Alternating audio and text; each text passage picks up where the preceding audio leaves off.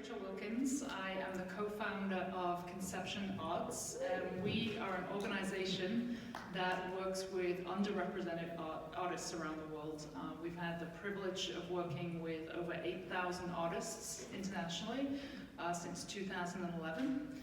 And we're delighted to be here supporting the trans community as part of the first inaugural New York Coming Out conference. So first of all, I just want to offer or extend a thank you to Dr. Jennifer Hurley. For those that do not know, Jen is the founder of this conference. And also a big thanks to all the phenomenal supporters and sponsors that have made this event possible. But I especially want to thank my four wonderful panelists for agreeing to do this and agreeing to so generously join me and share a little bit about your story today. So I figure the best way to start off is to have you introduce yourselves, tell our guests a little bit about the kind of artwork that you do and where you're from. So should we start with Danny? Oh good, I get to start? Yeah. Okay, that's fine. My name is Danny Lynn. I'm from the Nebraska area, specifically Lincoln, Nebraska, the capital. Live in a little village outside of Lincoln. Grew up in Lincoln. I went to school at a state college, Peru State College. Studied under some wonderful professors, and the style of art I work in is kind of an angular, more Picasso-like style. I love Picasso's work, but without the misogyny is how I work. So that's a little bit about me. Thank you. I'm Lucas, I'm 25. I went to the School of Visual Arts for my BFA in photography, but personally I paint and draw. My work is very visceral, kind of has the style of Kathy Kollwitz, you know. But as far as my career and my full-time job, I'm a photographer for a talent agency and photograph models and actors and actresses. Thank you.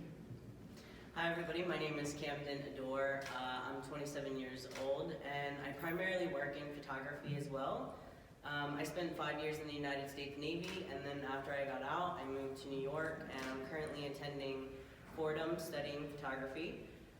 Most of my work deals with gender and sexual identity, and right now I'm really focusing on the intersection of religion and gender and sexual identity. So I'm excited to see where that goes. Fantastic. Hi, I'm Darcy Delgado. I'm 35. I came out here from Berkeley, California, where I help run a very large ceramic studio, public access ceramic studio in North Berkeley. And I've been doing ceramics for about 16 years. And, you know, as an artist, I participated as an artist, as an educator, helping run different ceramic programs in the state of California, just like pretty much all over the spectrum, even in like an industrial way. I've like worked at places doing glaze work for like in companies on an industrial scale. But yeah, and my work is very sculptural pottery. Fantastic. Well, welcome, the four of you. So we're here today to talk a little bit about inclusion and representation in the arts, really at a time where the arts has taken pretty much a backseat. For the third year running, the current administration has eliminated federal funding for the arts and humanities, basically citing the reason for that as wasteful spending. We all have our own thoughts and views about the current administration, but citing wasteful spending of things like supporting art communities, supporting museums, supporting creative institutions is really quite a shame. And it goes to such a deeper level, because what we're seeing is in schools right now we're seeing a rapid decline in the arts programming because of this lack of funding, and that especially hits in these low income neighborhoods, which obviously happens in when funds are cut in really any area. But I just want to get a little bit more to kind of the essence of why art is important. And I think as human beings we have used art to connect, to express, and to share about our individual cultures really for eons, for centuries. In fact, when I was doing some research, I found that they can trace human artistry right back to over 100,000 years ago, which is just, when you think about it as a tool of communication, it's really incredible. So whether we're talking about hieroglyphics, 100,000 years ago, Renaissance paintings, conceptual art, art really continues to be the great connector, and I think that's what's really important. So with that in mind, to you, my panel, can you tell us a little about your backstory, your personal journey, what really led you into the arts, and how art has been impactful for you as you come out as transgender? And why don't we start with you, Darcy? Wow, that's really huge. So for me, honestly, I don't ever really feel like I found art. I've always done some form of art. I mean, like literally as far back as I can remember, even, like 5 years old, I was like drawing. And I was really fortunate that my mother took us, we were always in Los Angeles, like going to different museums, whether it's like LACMA or MoCA, or even the Norton Simon Museum in Pasadena. And so I was just always super into it, but at that point I was just like very into like painting and drawing, and just 'cause that was mostly what I was exposed to. But honestly, I didn't realize you could be an artist though, as like a profession. And just like a lot of people, I was always told that that wasn't realistic. It's like that you can't, that nobody makes money as an artist, even though I could have very easily thought, wait, but what about all the people that I've seen in these museums, right? But, so it actually wasn't, it's like, I really didn't do well in school. I got kicked out of junior high and high school, and then dropped out of like continuation school. And I was just like, honestly, I think because of just my disconnection with like gender, and then also just, it's like, I grew up in a very abusive household, and so it just like related to all that. I mean, I was just like pretty checked out, except for doing art. And so like, but finally I finished at a continuation school and went and found ceramics in a community college. And yeah, so just from there I just got hooked. It helped me, honestly, once I found a ceramic studio, like, because it's such a demanding thing, it helped me get off of doing drugs. It helped me stop doing a slew of other very self-destructive things that I was doing. And, it's like, also, it's like I had a lot of history before that with like suicidality. And so, I mean, like, legitimately, I can honestly say that like art really did save my life. And so, and has been just like the most positive force for me personally. But what's been really amazing is, since I've been doing this for 16 years now, like in a serious way, I've also been able to bring that forward as an educator. And like I've mostly taught adults, but I've also been fortunate enough to teach junior high school students and high school students. And in fact, like some of those students I know personally still, and they've gone on to go and get degrees in art and to become educators themselves, or like helping doing like social practice programs. And yeah, so that's just been like one of the biggest joys for me, is that I've been doing it long enough to be able to see the larger impact that what we're doing actually has. It's incredible.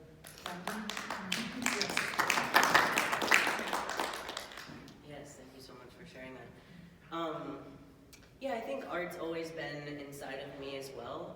When I was in high school, I did theater and stuff like that, but I believe I fell into the trap of artists not making money and feeling like you needed to go to college and have a very specific career that will guarantee you that money. But I went to college for a year. My GPA was a 1.67. I decided to join the Navy. I spent 6 years there, and there were a lot of ups and downs. And one thing that it taught me is that in terms of careers and stuff like that, happiness is a lot more important than money. Because in the Navy, I made good money, but I was pretty miserable, and I was, adopting negative coping habits because of that and everything like that. So after I got out, I knew that I was going to pursue something that I wanted to pursue. and that was visual arts, photography. And as I'm growing in this, as I'm becoming more committed to the practice of making art, these opportunities are coming to me. So I think a big thing for us to really think about is that it's really important to just go for your dreams and go for them like full force, because if you are going into that with true intention, the opportunities will be made for you. That's something that I've learned and I'm continuing to learn. And in terms of just how it's affected me and stuff like that, I've been transitioning for 2 years now, and a common term that we use in the trans community is having dysphoria or being dysphoric.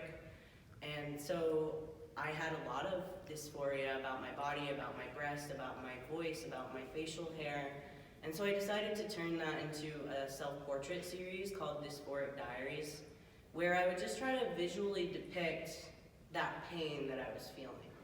And it was just such an extremely cathartic experience for me, and the response that I've received from the trans community, particularly trans men, has been so rewarding for me, for people to reach out and say, wow, that's so powerful. I understand that completely. And so that's been a huge impact for me in terms of making my own work. Thank you.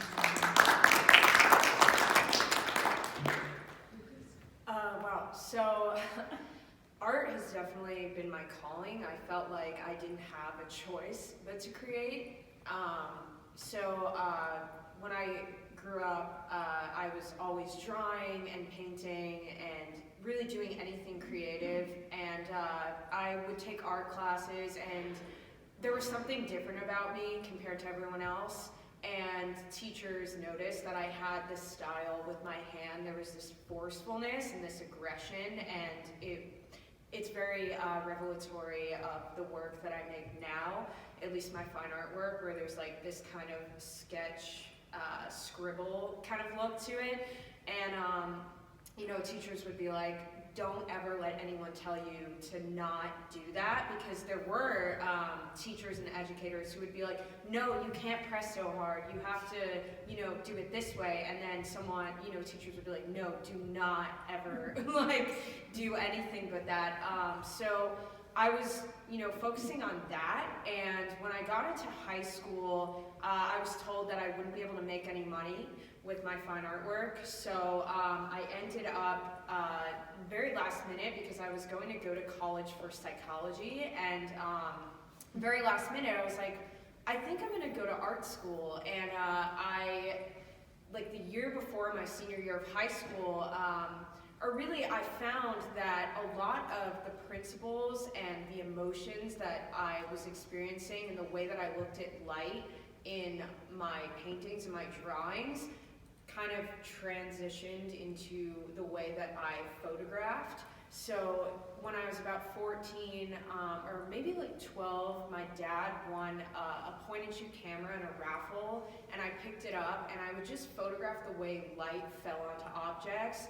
And when I got into high school, it was pointed out to me, and a teacher was like, you have a gift for the way, for looking at light. And so then I ended up photographing people, because I was so interested in the way light fell onto people and the way that brought out certain vulnerabilities and certain qualities and certain emotions and certain stories. And so I ended up, very last minute, pulling together a portfolio and submitted to the School of Visual Arts and got a merit scholarship, and I studied my BFA there. And what was so interesting was I strictly had to study photography, and I wasn't allowed to take any other classes outside of my major until my junior year. So then I was able to go back into the painting and the drawing. But my senior year, my thesis, so I was very captivated always by men, and that really tied into my gender identity, and I didn't know why I had this fascination with the male body. And so I ended up at first photographing male models, which is what I do for a living now. But then a teacher during my seminar class was like, I'm so sick of seeing these pretty boys like looking mean, like you have a gift for, bringing out something, I want to see it. And so it really pushed me, and I ended up exploring masculinity, and because and you can see, like, I'm not on hormones and I don't bind my chest, but I still identify as a man.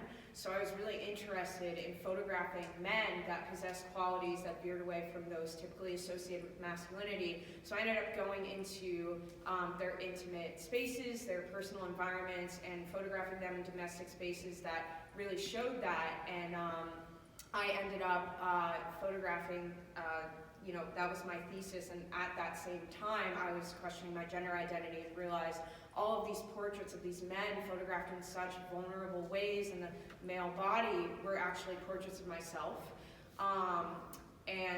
So that was that was like really freeing, and yeah, so.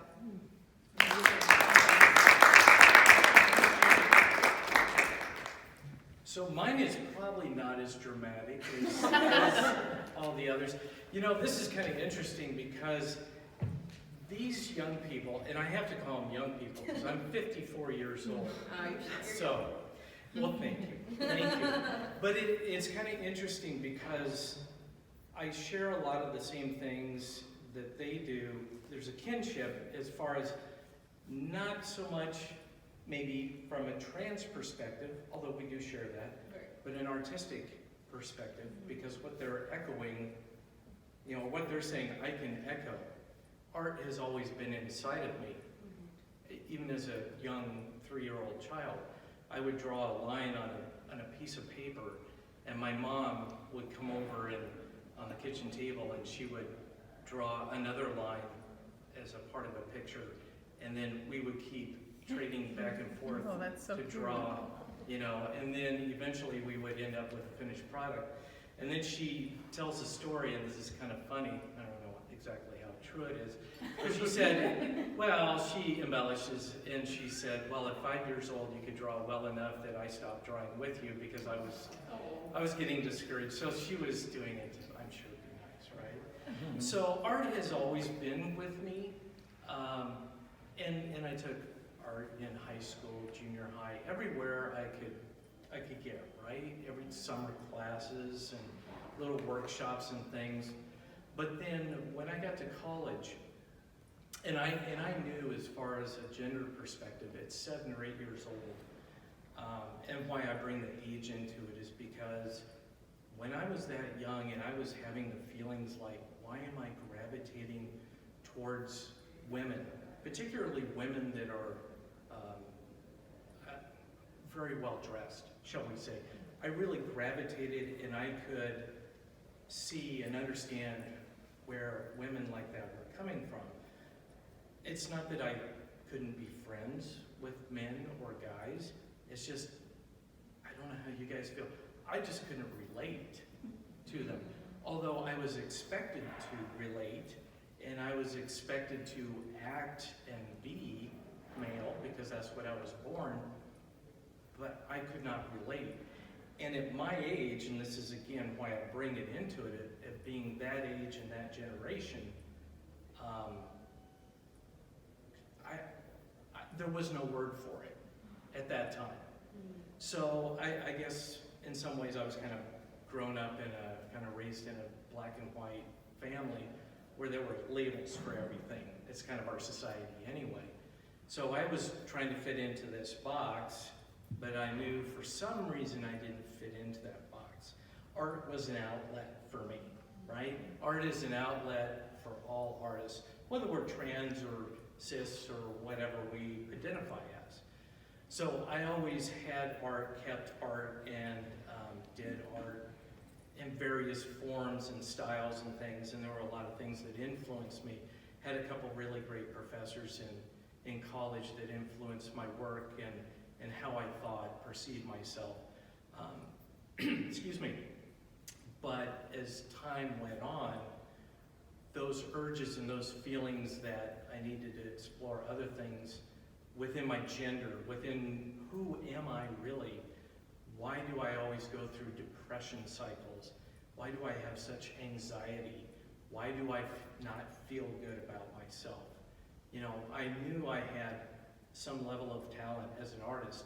I kept, like, you guys, I got told all the time that, well, you need to have something as a backup. What's your plan B? Because you're not going to make it as an artist, right? So I always had that as a plan B anyway. I'm not going to, art is who I am. I'm not going to stop doing it. But it took me a long, long time to figure out art was my outlet for my struggles internally and what I'm going through. And if we get to see some slides, do we get to see slides? Oh, man. You'll get to really see it come through. But I'll do a shameless plug here for my Instagram page, and then you'll be able to see. But there's all those, and I'll describe it. So all the things that I was feeling, trying to work through, is in my art.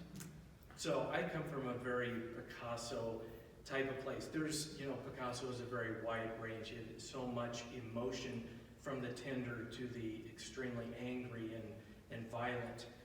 And I come from not a misogynistic place, but that anger that you might see as misogynistic in my work in one or two pieces is actually anger pointed inwards towards myself. Because I loathed myself. There's a lot of trans people I can identify with, like Laura Jane Grace of the band Against Me, punk rock musician. I could identify with binging and purging my women's clothing. I could identify being caught and having to go explain myself to a psychotherapist. I could also identify with the substance abuse and the alcohol abuse, and trying to desperately, when I was 25 years old, raise a family. I knew as a guy, as a male, I needed to get married, and I am attracted to women.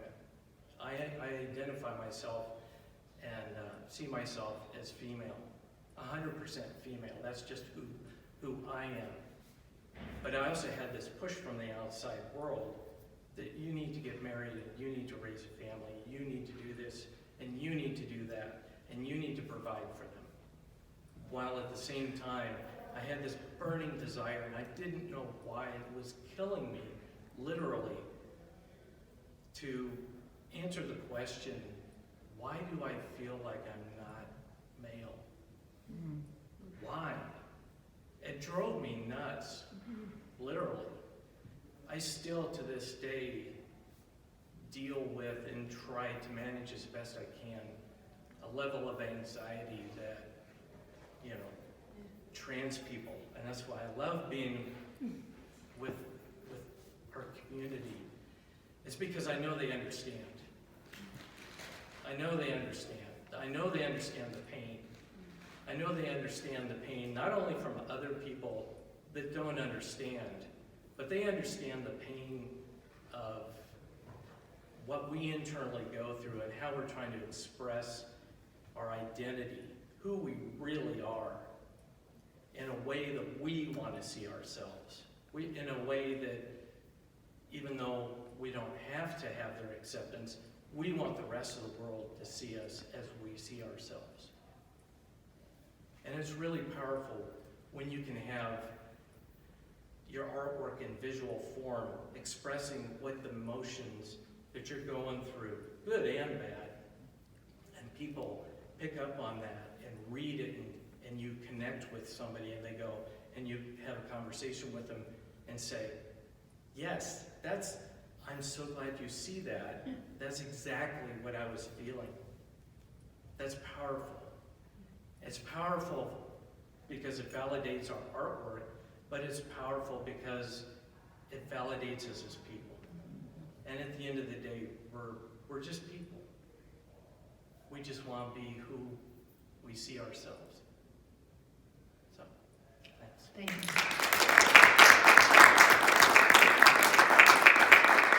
And thank you to all four of you for being so open appreciate it.